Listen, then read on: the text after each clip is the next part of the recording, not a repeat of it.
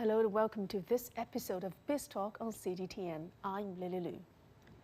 Chinese President Xi Jinping is currently on a state visit to France, Serbia and Hungary at the invitation of their respective presidents. And this marks President Xi's second visit to Europe in 5 years, fueling expectations for strengthened cooperation and bolstered China-EU relations. For more insights, let's welcome our guests of the day. Cui Hongjian, Director of Department for European Studies at China Institute of International Studies. Great to have you, Mr. Cui. And also, let's welcome Mr. Zhuang Yan, President of CSI Solar. Mr. Zhuang, welcome. Hi. So let me start with Mr. Cui. France is actually the European country with the largest investment in China. What do you think are the major sectors driving economic cooperation at the moment between the two nations? As we know, as a very important economic partners for the past 60 years, both China and France, they do have a lot of cooperation in economic and business. Of course, as we know, there are traditional cooperation in some sectors like aviation, like nuclear plant, and even high-speed railway. But of course, as we know, now because of the very, very huge change for the economic situation in both China and France, now we can find out a clear, gradual change for this cooperation in economic sectors, including now, as we know now, there are some more cooperation in agricultural products and also some green economy and even biologic technology and some other.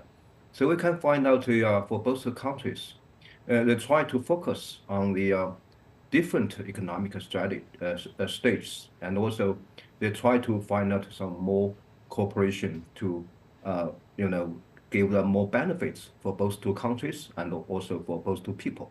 We've seen trade agreements being inked between China and France, and policies implemented as well to try to promote bilateral cooperation. How do you think those policies and those agreements have been, filtered through business operations? I think first of all, as we know, in recent years, there are real points from the European side try to keep a distance, especially in its relations with China economically, and even for some European Union institutions, it raised the issue of so-called de-risking with China. And I think now, for once the China and France, we have some more agreement, especially to promote the free trade. I think it will give a very strong signal to not only to some other European countries and also to European Union that the mutual benefits always in the interests for both two sides. So I think once there are some more favorable trade arrangement between China and France, certainly it will give a, very strong dynamic to help European Union to facilitate its policy environment when it wants to have some more cooperation with China in economic and business. And also at the same time, as we know, we are living in an environment, there are more and more so-called anti-globalization tendencies. So I think once there are some more, favorable policies from both China and French government, certainly it will give another, I think, a very, very strong signal to the international community that the free trade and the opening economy still very, very important basis for our globalization, for our future cooperation. Great insights there, Mr. Cui. Now let's take a step back and look at the past 10 years. In March 2014, President Xi opened a new era of the China-France Comprehensive Strategic Partnership during his inaugural visit to France. And fast forward to March 2019, on his second visit, President Xi emphasized the commitment of China and France to stride forward on the path of mutual development. So my question to you both is, how do you perceive the business environment in France evolving over the years? Can I start with Mr. Zhuang, please? Yes, actually, France has been a pioneer on decarbonization. Europe is already a leader, and France is even more aggressive in that path. So that created a pretty favorable environment to our business there. So we can see another trend from Europe and France as well is the customers' emphasis on ESG and supply chain traceability, and of course, the carbon footprint measures on our product. So those, we consider that as a positive challenge, because it really helped us to continuously improve our entire business. So we feel this is a positive challenge, and actually this shows an opportunity for us, because we've been doing this pretty well, and therefore our business in France has been increasing, which is very encouraging. Mm-hmm. Mr. Cui, what is your view on that? How do you see the involvement in France's business environment, especially for foreign businesses? As we know, recent years, this change for French policy, a little bit, reflection of the whole policy environment in European Union. It's a little bit, I think, contradictory situation for France and also for European countries. On one side, they have some more and more and even large demand for more cooperation with other economies, especially with China. As we know, China as one of the biggest markets in the world still have a very big attractions to French and European investment. But at the same time, there are some more suspicions or worries from European and even French side about its competitiveness, especially in some certain sectors, including the green economy and also AI or some other. So on one side, they do need a lot of cooperation with China, but at the same time, they're worrying about the rising competition from China. So on this regard, I think now, not only France and some other European countries, they try to keep a balance between those two concepts. On one side, still, they try to get some more cooperation. They will have some more investment into Chinese market. But of course, at the same time, they also have some more regulations, they have some more laws, and to, try to, impose a limitation on Chinese investment in Europe. So I think that's the reason why at this moment, when President Xi visited France, he called for a kind of level playing field treatment with each other. So I think now it's time for both China and France, and also for both China and Europe. We need to find out more reasonable solutions for this situation.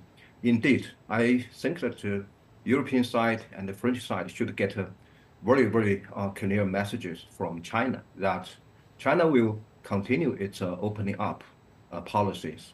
But at the same time, I think France and Europe, they need to do the same thing. And also they need to try to, fight against any kind of, purpose from so-called protectionism. Mm-hmm. Mr. Zhuang, let me get to you. So let's follow up on what Mr. Cui just said. The road, of course, it's not always sunshine and butterflies, and there might even be more road bumps in sectors that are considered as critical for further future development. So, Mr. Zhuang, new energy being one of them. So, through your experience, do you think there are any specific policies or agreements between the two nations that you believe would require improvement? Well, I would say everything is bilateral, so it cannot be just a single side. We both have to make effort. So if you want me to mention anything, I would say ECS, the ECS policy in France, as well as the carbon footprint border adjustment measures, both leads to France and the EU's attention on the carbon footprint. In the end, it affects businesses' revenue and will have duty effect. So, however, I just want to point out, how do you measure the carbon footprint? How do you evaluate that? So right now, I think the mechanism is rather vague, and there's a lack of breakdowns. So I would say a better refined formula on the measurement actually would encourage companies innovate more to reduce their carbon footprint on their product. So this is something that I think should improve. Both governments can work this out. Mm-hmm. Interesting. And Mr. Cui, so Mr. Zhuang was just talking from his own experience, from what his company has encountered through their business operations in France over there. So Mr. Cui, my question to you is, how do you think this culture difference or this work culture difference and regulatory environment would be influencing business partnerships and investment opportunities? Certainly, I think there are, for both China, France, and even for both China and Europe, we do have a lot of cultural differences. Especially the cultural difference should be reflected on the difference on logic and also mindset. But I think now the cultural difference itself could not be the barriers for further cooperation. As we know, even for European itself, one of the valuable for European integration is they need to get some consensus from a diversity of cultures, in different countries. So I think it's not the situation for European side just to distribute the cultural difference as one of the reasons why Europe and China should have some more competition, should have some more different grounds. But I think now the real issue is we need to take the value of the diversity. We need to take the value of the difference of culture. Because as we know, once we have some more discussion, once we have some dialogue and communication, the difference itself will become a very, very important resources to help us to find out, diversity of solutions. So I think that's the reason why we always call the relations between China and France as an innovative one. Also, we are different, but we do share some, same or similar goals. So I think that's the important thing is we need to find out the common principles on the basis of cultural difference. Mm-hmm. To find new consensus, that is. Great insights there. Well, actually, over the past 60 years, since diplomatic relations were established, bilateral trade volume between China and France has skyrocketed by 800 times. That's hitting $78.9 billion in 2023, positioning France as China's third largest trading partner in the EU. China-France trade spans from aircraft, satellites, and nuclear power plants to wine, cheese, and cosmetics. And this from French farm to Chinese table mechanism has become a shining business card of China-French cooperation. China has emerged as France's largest trading partner in Asia and second largest supplier in the world. Collaborations on technology innovation and clean energy sectors hold huge potential. Now, let's zoom in on those two sectors. Mr. Cui, can I start with you? Could you provide us with a brief overview of the innovation cooperation between the two nations, and how does innovation drive economic collaboration? If we take a look at the China-France relations, we can find the reach of the meanings about the innovation itself. As we know, 60 years ago, both two countries decided to have this diplomatic relations. It itself is a very, very innovative, behaviors. As we know, at that time, China and France in a different so-called blocks, but we were not satisfied with this so-called Cold War format. So we need to get some more independence from this,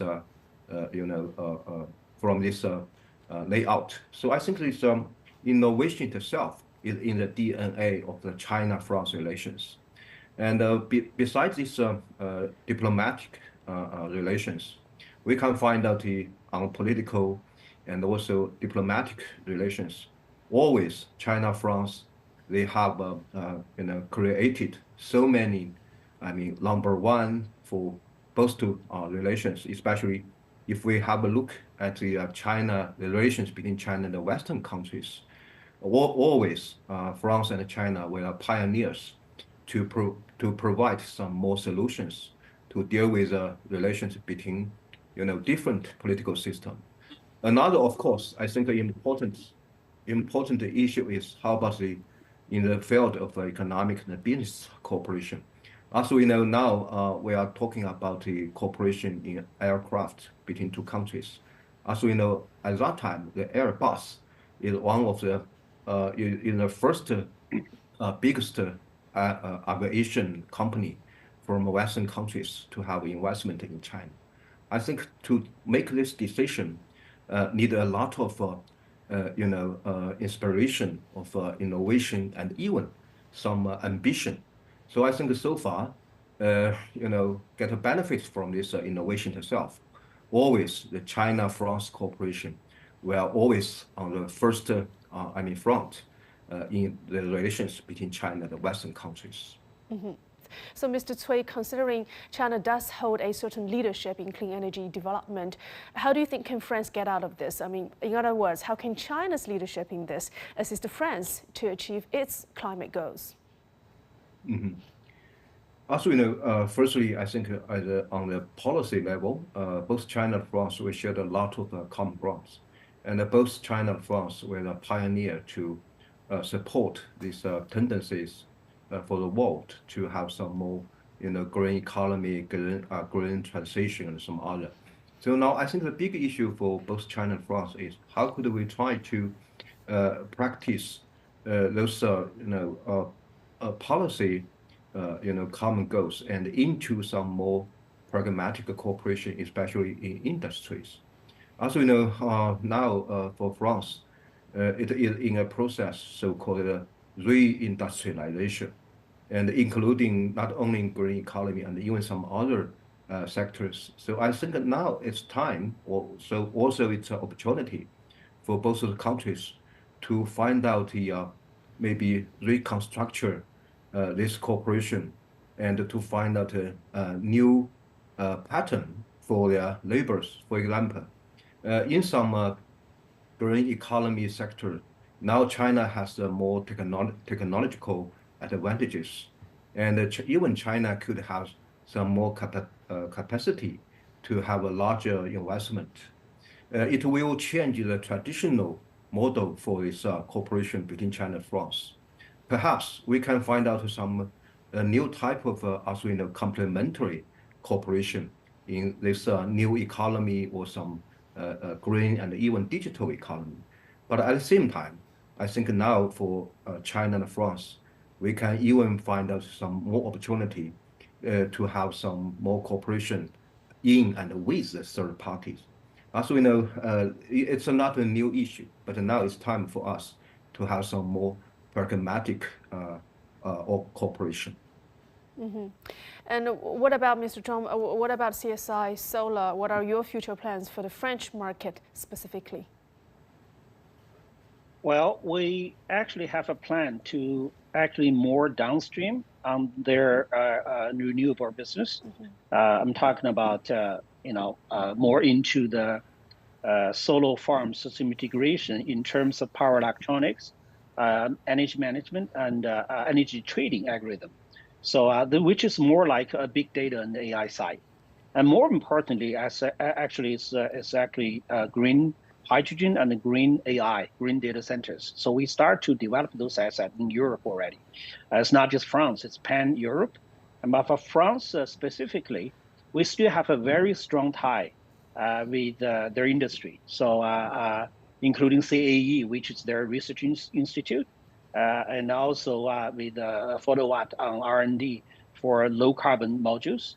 We have to find a way to deep dive. And in terms of local manufacturing, of course, we're closely monitoring their policy shift and try to find economic viability. But we're very open and positive. Mr. Cui, we were talking about technology, tech innovation, as well as clean energy and new energy sectors. But looking ahead, Mr. Cui, what areas of focus do you believe will be crucial in the future and in enhancing economic partnership? As we know, besides this green economy cooperation, I think in the future, both China and France, we can even looking for some more opportunity in some potential cooperation. For example, not only green economy and also digital economy is a shared target for economic development for both China, France, and China and Europe. So now, on the level of China and the EU, we have this high-level dialogue on this digital economy. And now Chinese companies is developing their business in some European countries, including France, in the area of cross-border digital commerce. So I think that it will give a lot of benefits for both France and Europe to have some lower cost and also to get some more benefits. But of course, on this regard, indeed, both sides need to have some more mutual trust, because as we know, regarding to this digital economic cooperation, now it will reach the issue of so-called technological sovereignty issued by the French side. And besides this, digital economy, we can have some more cooperation in, for example, health and also medical or some other. Now China is going into the aging society, and on this regard, we heard a lot of propose from French side to say European countries, they do have a lot of experience to deal with some issues from the aging society. So I think China and France, we can try to find out some more cooperation and even exchange on this sector, because anyway, it will be mutual beneficial for both two sides. Okay. All right, gentlemen, let's move on to the next topic, and we're going to zoom in a little bit on connectivity. From being the first Western nation to forge diplomatic ties with China to becoming the first Western country to establish a comprehensive strategic partnership, China-France relations have set numerous precedents and yielded significant outcomes. So as pioneers in opening direct flight routes and initiating civil nuclear energy cooperation, this dynamic partnership has led the way in fostering innovation and collaboration. As a key driver in China-Europe relations, the China-France relationship serves as a guiding force, shaping the broader landscape of China's engagement with Europe. So, Mr. Cui, when we talk about connectivity, the elephant in the room, I guess, is geopolitics. We are all living in a complex world with a lot of uncertainties. How do you anticipate China-EU cooperation amidst geopolitical shifts? Certainly, now for both China-France, China-Europe relations, we are facing, more and more geopolitical challenges. I think this change will give a lot of test for those relations. As we know, firstly, we need to find out some more mutual trust, because now, according to the geopolitical, sense, is for both China and France, for both China and Europe, they need to have some clear sense about the border, about the some control from government on the especially intervention from politics into the economy itself. So I think now it's time for both China and France and Europe. We think about so-called geopolitical return, or this kind of narrative by some countries. So we need to understand that the real principles for the relations not changed. It's just the result of some politicians, some public opinions in Europe, in European countries. They try to transfer the focus from so-called economic cooperation to a political confrontation.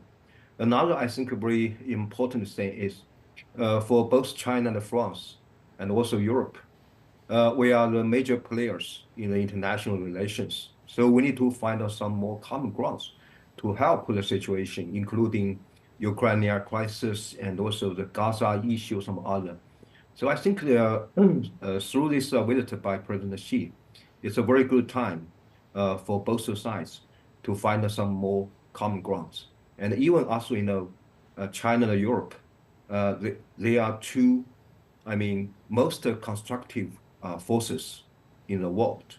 So we need to find out some more, structural cooperation, and we need to provide some more solutions jointly for the international community. Mr. Zhuang, could you elaborate a bit more on your business landscape in the EU? You talked about you believe in this immense demand and opportunities creating from the climate goals. What are your future expectations for the EU market? Well, I agree with Mr. Cui. First of all, the law and the regulation have not changed. But there is a tendency, we are observing this as well, that people's positioning starts to shift. So we see some politicians, news people, and some public opinions have subtle change. We do see that, but the fundamentals have not changed. And our business in Europe is still billion-dollar business every year, and it's still growing. So I would say our business in Europe will continue to grow, probably more than anywhere else, and among all the overseas market. And we see a chance for us to be even more rooted into their consumer market. So we actually, from this year, we start to sell our consumer product into Europe, in Germany, in UK, and in Italy and Spain, on residential storage with PV bundled. And I see that grow really fast because we see that consumers actually, they don't really change much. As we said, right, the law and the regulation don't change, and the consumers don't change either. They like to have better and cheaper product from us. However, this means we have to invest more in Europe because we need to set up team on the ground level to serve the families better and to make sure we're there for long term. So and also we see really rapid growth, explosive growth, actually 2 to 3 years down the road, which is the green hydrogen business and the green data centers that we start to develop. So I think most importantly is we also need to be open-minded. Okay, so Chinese business people, we also need to change. When you go into a different culture like Europe or US, it's not just interest conflict, it's not just the geopolitics, it is also a culture difference and a value system difference that we have to bridge. So we have to remember that as a businessman, we have to change. To embrace changes with changes. That's a good quote there. Well, Mr. Cui, I want to get your view on the economic significance, specifically on this China Railway Express for the Asia-Europe economy. Also, you know, for the past decades, this railway between China and Europe play a very important role to support this also in the connectivity in the trade sector. Also, you know, especially recent days, because of geopolitical tensions, because of even COVID-19, I think the railway between China and Europe even play a much more important role to help the trade. Also, you know, according to the understanding from the Chinese side, is this railway between China and Europe is a very, very important showcase for Chinese initiative about BRI, I mean Belt and Road, because also, you know, to facilitate this infrastructure and to find out some more potential areas for cooperation, always in the interest for both China and Europe. So also, you know, now including Germany, France, Poland, some other more and more European cities and countries that get benefits from the connectivity of trade between China and Europe.